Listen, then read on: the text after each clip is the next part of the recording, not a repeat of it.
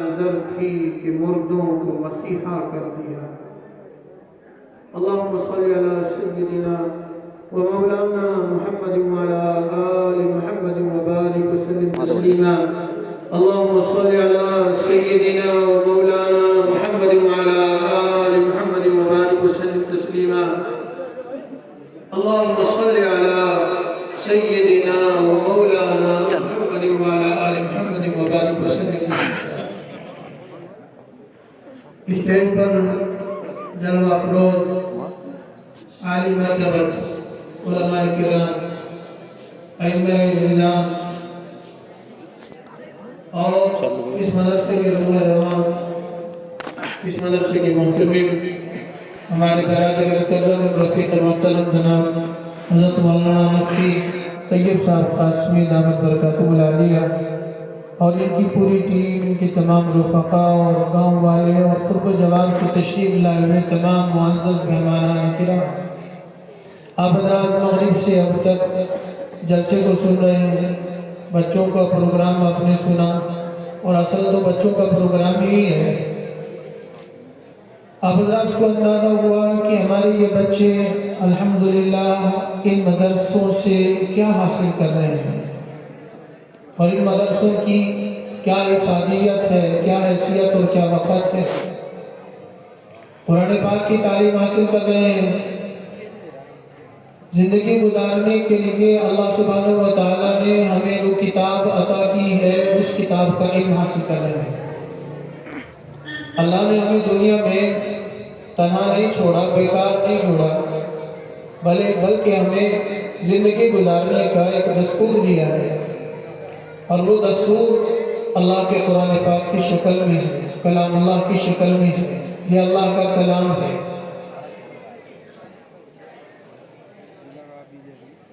کتابیں تو اللہ تعالیٰ نے اور بھی نازل فرمائی۔ حضرت موسیٰ علیہ السلام کو ایک بڑی عظیم الشان کتاب عطا فرمائی جس کو تورات کہتے ہیں۔ قرآن کریم نے اس کی تعریف بھی کی ہے، اِنَّا أَنزَلْنَا التَّوْرَاةَ فِيهَا هُدًى وَنُورٌ یحکم بِهِ۔ اللہ تعالیٰ نے تورات نازل فرمائی جس میں ہدایت تھی، نور تھا، اور انبیاء کی ایک بڑی جماعت اسی کتاب کی تبلیغ کرتی رہی، اسی کتاب کو سمجھاتی رہی۔ حضرت عیسیٰ علیہ السلام کو اللہ تعالیٰ نے انجیل عطا فرمائی، اللہ کی کتاب تھی، کتاب اللہ تھی۔ حضرت داؤد علیہ السلام کو اللہ تعالیٰ نے زبور عطا فرمائی، وہ بھی اللہ کی کتاب تھی۔ حضرت ابراہیم علیہ السلام کو اللہ تعالیٰ نے صحیفے عطا فرمائے، فی صحف ابراہیم و موسیٰ، اس میں بھی اللہ تعالیٰ کی ہدایت تھی۔ ہمارے ملک میں بھی بہت ساری آسمانی کتابیں ہیں جن کو کہا جاتا ہے وہ دھارمک کتابیں ہیں، دھارمک گرنتھ ہیں، جن کو وہ آسمانی کتاب بھی بتاتے ہیں۔ برادران وطن کے نزدیک بڑی مقدس کتابیں ہیں، رگ وید، یجروید، اتھروید، ساموید، گیتا، بھگوت گیتا، ان کو اپنی کتابیں بتاتے ہیں، لیکن ان کتابوں کی کوئی تاریخ محفوظ نہیں، اور وہ کتابیں اپنی اصلی شکل میں موجود نہیں۔ ان کتابوں کی جزوی حقیقتیں موجود ہیں ابھی بھی، لیکن وہ اپنی اصلی شکل میں موجود نہیں ہیں۔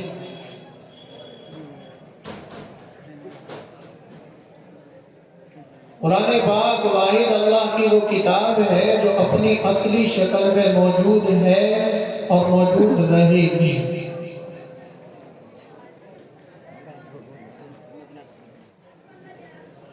دنیا کی کوئی طاقت اس کو مٹا نہیں سکے گی، اس کو فنا نہیں کر سکے گی۔ اس کے الفاظ بھی جو کہ تو باقی رہیں گے، اور اس کے معنی بھی جو کہ تو باقی رہیں گے۔ نہ صرف یہ کہ اس کے الفاظ کو کوئی بدل نہیں سکتا، اس کا مفہوم بھی اٹل ہے، محکم ہے، مضبوط ہے، اس کو بھی کوئی تبدیل نہیں کر سکتا۔ وجہ کیا ہے؟ پچھلی کتابیں وہ بھی اللہ کی کتابیں تھی، وہ بدل گئی، وہ یہ کتاب نہیں بدلے گی۔ وجہ وہ صاف ہے، واضح ہے، آپ حضرات نے سنی بھی ہوگی کہ اللہ تعالیٰ نے ان کی حفاظت کا وعدہ نہیں کیا تھا، اور وہ ایک مخصوص زمانے کے لیے، مخصوص علاقے کے لیے ہوا کرتی تھی وہ کتابیں۔ زمانہ ختم، علاقہ ختم، علاقے کے لوگ ختم، وہ کتاب ختم ہو گئی۔ لیکن قرآن پاک کسی مخصوص زمانے کے لیے نہیں، کسی مخصوص علاقے کے لیے نہیں، بلکہ وہ پوری دنیا انسانیت کے لیے ہے، تمام دنیا والوں کے لیے۔ اور اللہ تعالیٰ نے اس کی حفاظت کا وعدہ فرمایا۔ اللہ نے فرمایا إِنَّا نَحْنُ نَزَّلْنَا الذِّكْرَ وَإِنَّا لَهُ لَحَافِظُونَ۔ اب میں آپ کو کیا اس کا ترجمہ بتاؤں؟ مفتی طیب صاحب تشریف فرمائے، ان سے معلوم کر لیجیے گا کہ اِنَّا کا مطلب کیا ہوتا ہے، ان سے معلوم کر لیجیے گا عربی زبان کا ایک اسلوب ہے، قاعدہ ہے کہ جب فعل سے پہلے اس کا مسند دل رکھ دیا جائے تو اس کے اندر کتنی تاکید پیدا ہو جاتی ہے، نحن۔ اور پھر ان سے معلوم کر لیجیے گا کہ یہ جمع کا صیغہ ہے، اللہ فرما رہے ہیں ہم، انا بھی فرما سکتے تھے لیکن انا میں وہ تاکید نہیں جو نحنو میں تاکید ہے۔ اس کا ترجمہ اگر میں اور آپ اپنی زبان میں کرنا چاہیں تو اس طرح سے کریں گے کہ اللہ یوں فرما رہے ہیں، سنو، ہاں ہاں ہم نے اتارا ہے قرآن، ہاں ہاں ہم ہیں، ہم نے اتارا ہے قرآن، وَإِنَّا لَهُ لَحَافِظُونَ، اور ہم ہیں اس کی حفاظت کرنے والے، ہم ہیں اس کے محافظ، ہم کریں گے اس کی حفاظت، نازل ہم نے کیا، ہم ہیں اس کے نازل کرنے والے، اور ہم ہی اس کی حفاظت کریں گے۔ قرآن پاک کی وہ آیت ہے کہ جس آیت کی روشنی میں میں یہ کہتا ہوں کہ مسلمان، ایک ادنا سا مسلمان، چائے بیچنے والا مسلمان، جو عمل کے اعتبار سے کمزور ہو، ایمان کے اعتبار سے کمزور ہو، لیکن اس کے پاس یہ وعدہ حفاظت اللہ کا اتنا زبردست ہے کہ وہ اللہ کے قرآن کو اپنے سینے پر رکھ کر دنیا کی بڑی سے بڑی طاقت کو چیلنج کر سکتا ہے کہ تم مجھے ختم کر سکتے ہو، لیکن میں جو خدا کا کلام رکھتا ہوں، میں جو اللہ کی کتاب رکھتا ہوں، تو اس کو مٹا نہیں سکتے، اس کو ختم نہیں کر سکتے، میرے پاس خدا کا وہ کلام ہے۔ ساری دنیا ادھر سے ادھر ہو جائے گی، پہاڑ ٹل جائیں گے، لیکن اللہ کی کتاب کو کوئی دنیا کی طاقت ختم نہیں کر سکتی۔ ہمیں فخر ہے، اپنے مسلمان ہونے پر فخر ہے، اس بات پر فخر ہے کہ ہمارے پاس خدا کا قرآن موجود ہے، ہمارے پاس حق ہے۔ قرآن ہمیں زندگی کا سلیقہ اور طریقہ بتاتا ہے، خدا کا تعارف کراتا ہے، دنیا کا تعارف کراتا ہے، ہمارے آنے کا مقصد بتاتا ہے، اور اس دنیا کے بعد ایک دوسری دنیا جس میں ہم نے جانا ہے اس کو بتاتا ہے۔ الحمدللہ ہمیں فخر ہونا چاہیے کہ نہیں ہونا چاہیے؟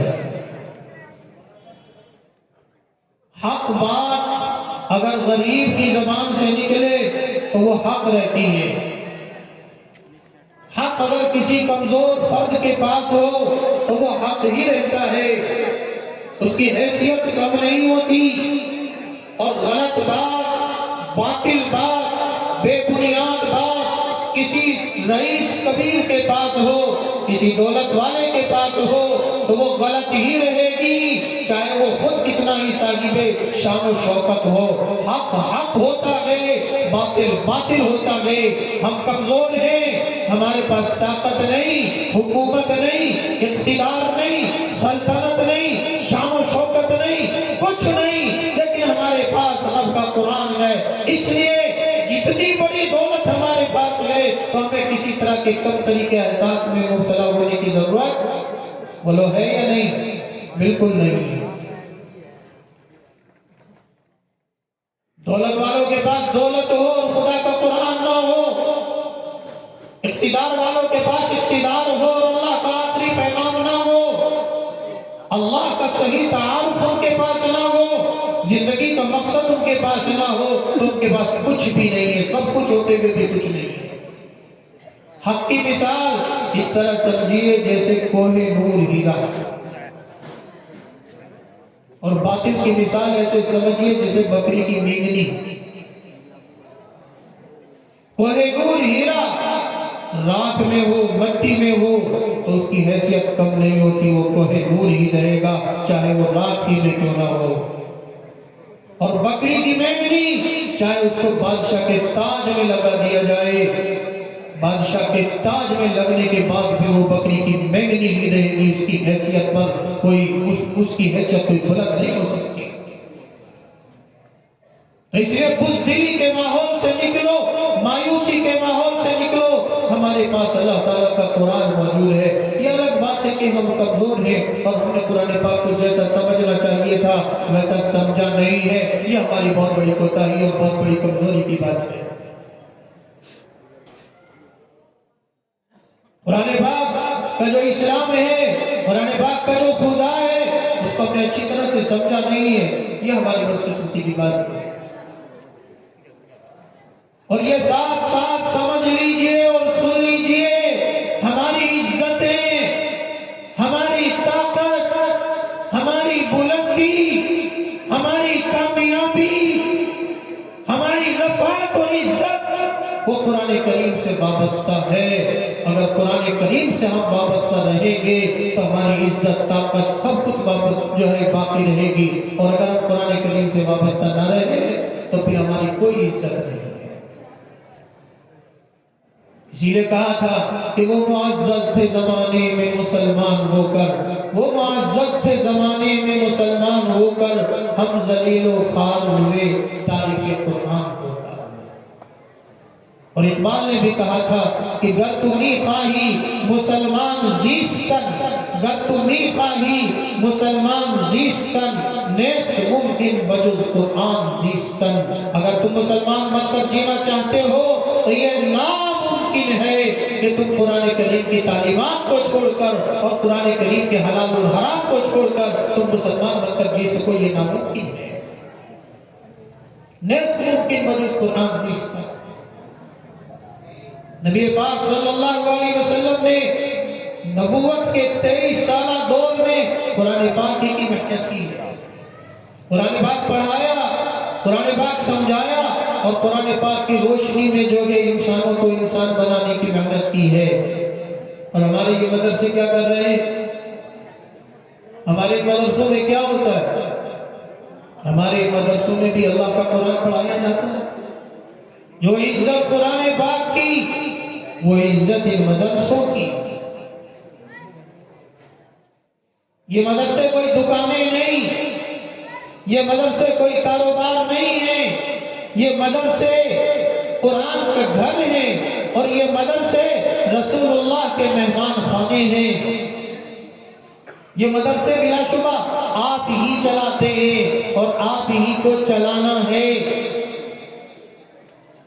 پہلے مدرسوں کو حکومتیں چلایا کرتی تھی، وزارتیں چلایا کرتی تھی، نواب چلایا کرتے تھے۔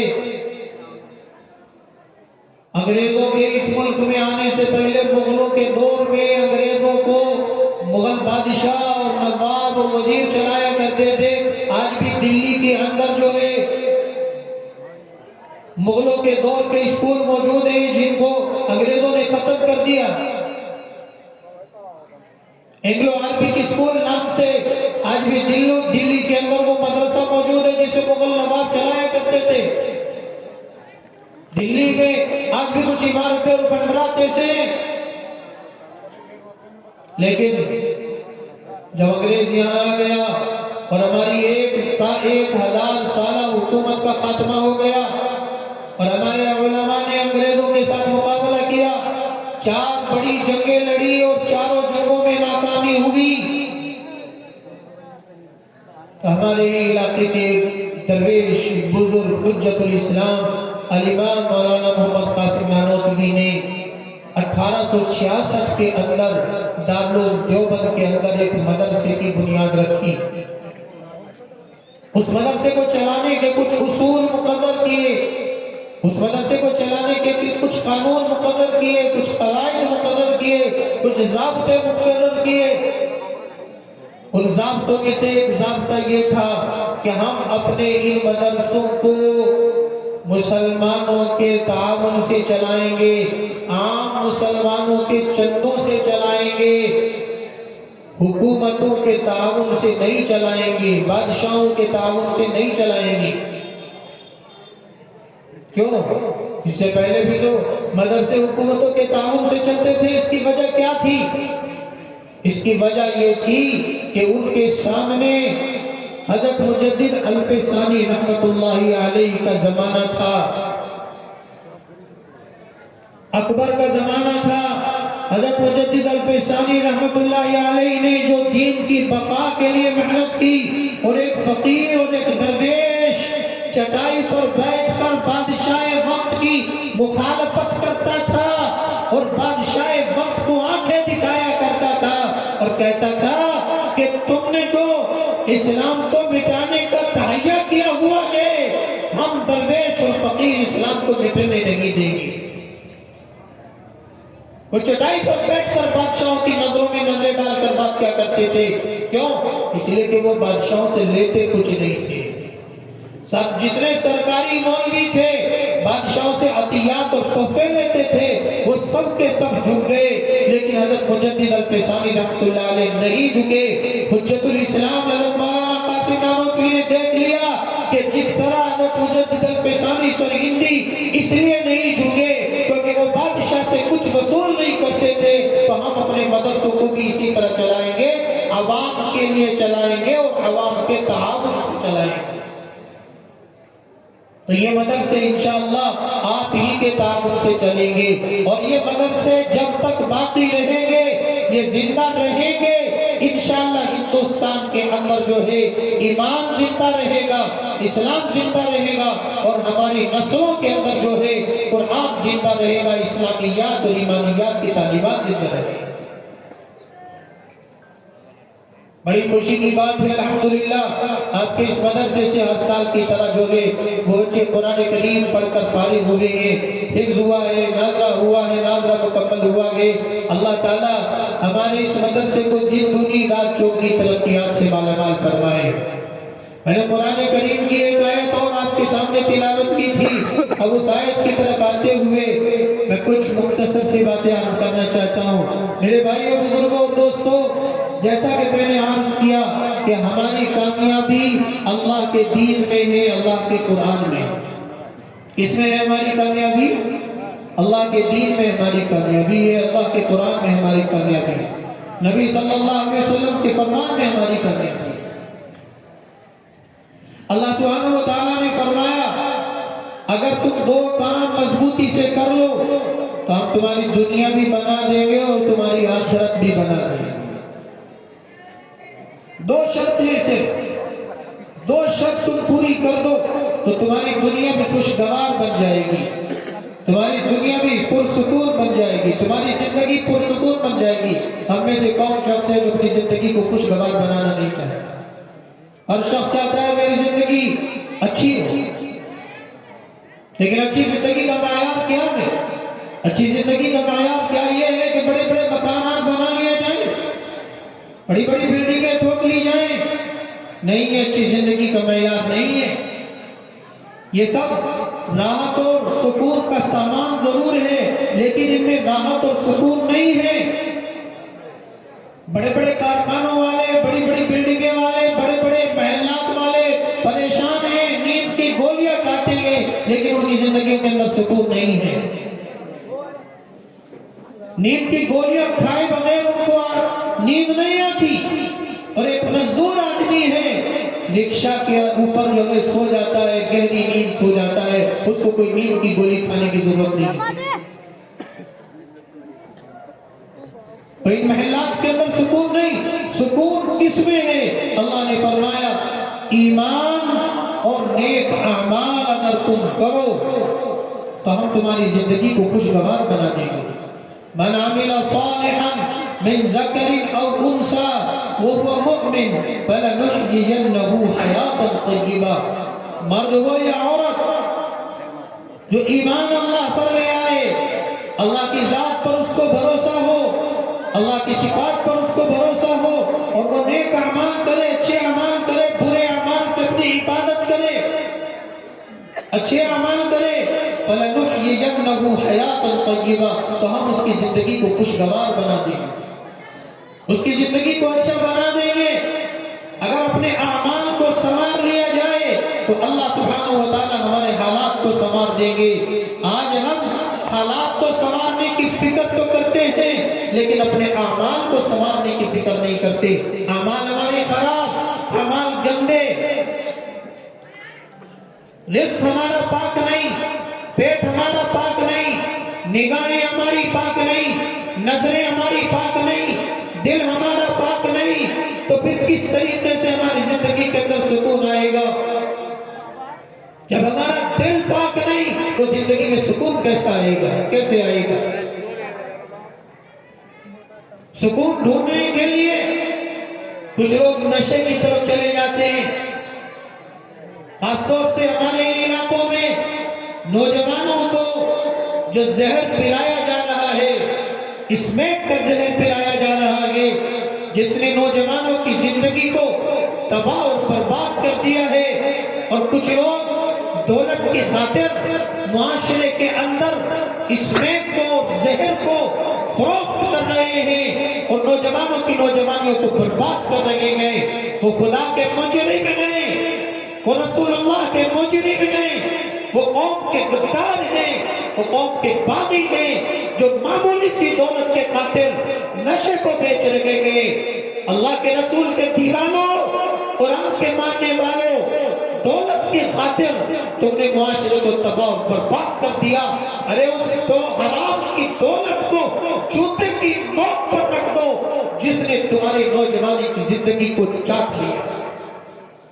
گھر اجڑ گئے، بچے اجڑ گئے، طلاقیں ہو گئی، بیٹی اپنے باپ کی چھاتی پر بیٹھی ہوئی ہے، گھروں میں بیٹھی ہوئی ہے، کئی سال ہو گئے، انہوں نے اپنی سسرال کا رخ نہیں کیا کیونکہ ان کا شوہر نشے میں ایسا برباد ہو گیا، وہ کسی قابل نہیں رہا، وہ بچوں کے قابل نہیں رہا۔ میں ایسی بہنوں کو جانتا ہوں جو کئی سال سے اپنے باپ کے گھر بیٹھی ہوئی ہے، اور باپ کس طرح سے اس کا خرچہ چلا رہا ہے، اور کس طرح سے اپنی بیٹی کے بچوں کو، اپنے نواسوں کو، اپنے پوتوں کے اترے ہوئے کپڑے پہناتا ہے، اپنی بیٹی کو اپنی بہووں کے اترے ہوئے کپڑے پہناتا ہے۔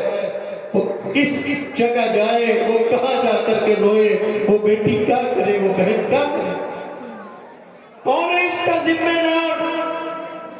سماج کا ہر چھوٹا بڑا فرد اس کا ذمہ دار ہے، پردھان بھی اس کا ذمہ دار ہے، محلے کا بڑا آدمی بھی اس کا ذمہ دار ہے۔ اس شراب نے، اس میں کے نشے نے جو ہے زندگیوں کو غارت کر دیا، تو زندگی میں سکون کیسے آئے گا؟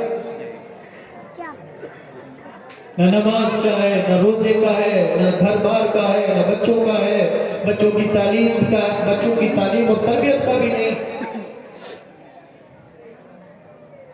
سکون اگر زندگی میں آئے گا تو اللہ کی فرما برداری سے آئے گا اور ایمان سے آئے گا، اللہ کی نافرمانی سے زندگی کے اندر سکون نہیں آئے گا۔ آج ہم بڑی سازشیں کرتے ہیں، اس کو بنا لے، اس کو بنا لے۔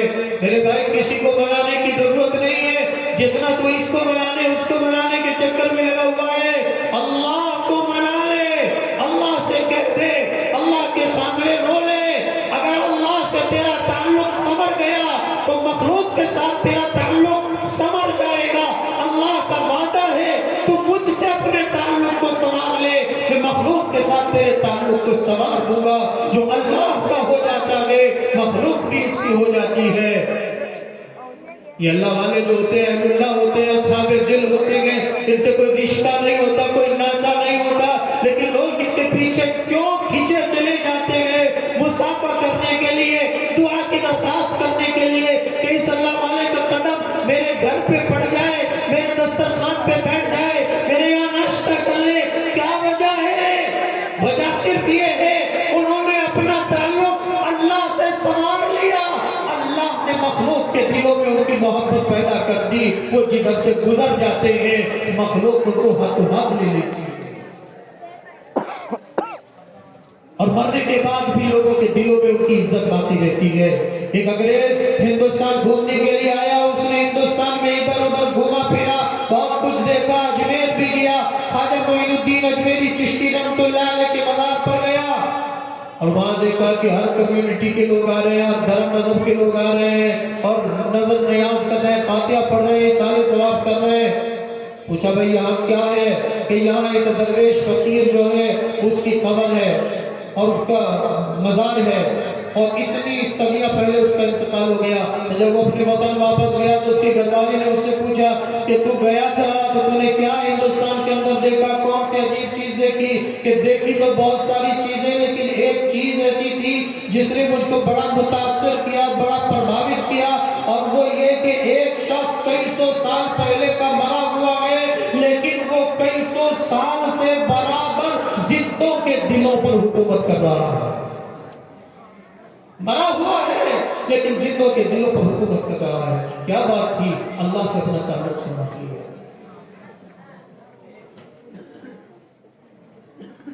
میرے بھائیو، سکون صرف اسی میں ہے کہ ہم اپنے اعمال کو سنوار لیں، اللہ تعالیٰ سے اپنے تعلق کو سنوار لیں۔ اگر ہم اپنے اعمال کو سنوار لیں گے تو اللہ تعالیٰ ہمارے حالات کو سنوار دیں گے۔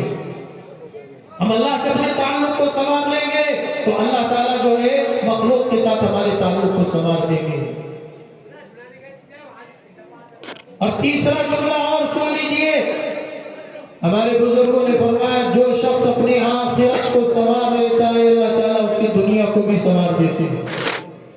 جو شخص اپنی آخرت کو سنوار لیتا ہے اللہ تعالیٰ اس کی دنیا کو بھی سنوار دیتے ہیں۔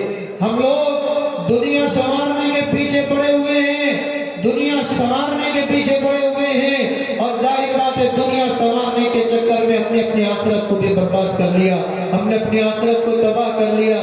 میرے بھائیو، دنیا تو ان کی ہے جن کے سامنے آخرت نہیں ہے، دنیا ان کی ہے، مسلمان کے لیے دنیا نہیں ہے، مسلمان کے لیے تو دنیا ایک سرائے خانہ ہے۔ نبی پاک صلی اللہ علیہ وسلم نے ہمارا اور آپ کا مزاج یہ بنایا کہ ہم کو دنیا میں اس طرح سے رہنا ہے جس طرح ایک مسافر سفر کرتا کرتا تھوڑی دیر کے لیے کسی درخت کے سائے میں لیٹ جائے، کسی مسافر خانے میں قیام کر لے۔ مسافر خانہ یا درخت کا سایہ اس کی منزل نہیں، ہماری اور آپ کی منزل یہ دنیا نہیں ہے، ہماری اور آپ کی منزل آخرت ہے۔ جو اپنی آخرت کو سنوار لے گا اللہ اس کی دنیا کو بھی سنوار دے گے۔ دنیا چند روزہ ہے، ایک دن ہم سب کو مرنا ہے، ایک دن سب کو مرنا ہے۔ کل نفس ذائقۃ الموت، ہر نفس کو موت کا مزہ چکھنا ہے۔ کب کس کے نام کا پروانہ آ جائے کسی کو معلوم نہیں ہے۔ اور بڑی بلڈنگ بنا کر کے ٹھوک دی تھی، لیکن ایک پیر اندر تھا ایک پیر باہر تھا۔ اسرائیل آ گیا اور روح کو لے کر کے چل بسا۔ مکان بنانے والوں کو اپنے مکانوں میں رہنا نصیب نہیں ہوا۔ آگاہ اپنی موت سے کوئی بشر نہیں، سامان 100 برس کا ہے، پل کی خبر نہیں۔ اجڑے ہوئے لوگوں سے گریزاں نہ ہوا کر، اجڑے ہوئے لوگوں سے گریزاں نہ ہوا کر، تاریخ کی قبروں کے یہ کتبے بھی پڑھا کر، یہ روز روز کا ہنسنا تجھے برباد نہ کر دے، تنہائی کے لمحوں میں کبھی رو بھی لیا کر۔ بہت لوگ ایسے تھے جن کا مشکی بدن تھا، معطر کفن تھا، قبر کوہ نہ ان کی کھولی تو نہ عضو بدن تھا نہ تارے کفن تھا۔ ہمارا مسئلہ حکومت سے نہیں، ہمارا مسئلہ اقتدار سے نہیں، ہمارا مسئلہ سلطنت اور بادشاہ سے نہیں، ہمارا مسئلہ اپنے دین سے ہے، اپنے ایمان سے ہے، اپنے قرآن سے ہے، رسول اللہ سے ہے۔ جو رب سے بنی تو سب سے بنی، اور جو رب سے بگڑی تو سب سے بگڑ گئی۔ حالات پیدا کرنے والے بھی اللہ ہے، حالات بدلنے والے بھی اللہ ہے۔ اس نے بڑے بڑے نمرودوں کا غرور خاک میں ملا دیا ہے، بڑے بڑے فرعونوں کا غرور خاک میں ملا دیا ہے۔ مسئلہ ہی کچھ نہیں، ہمیں ڈرنے کی ضرورت نہیں، صرف اللہ اللہ سے کہنے کی ضرورت ہے، اللہ کو منانے کی ضرورت ہے۔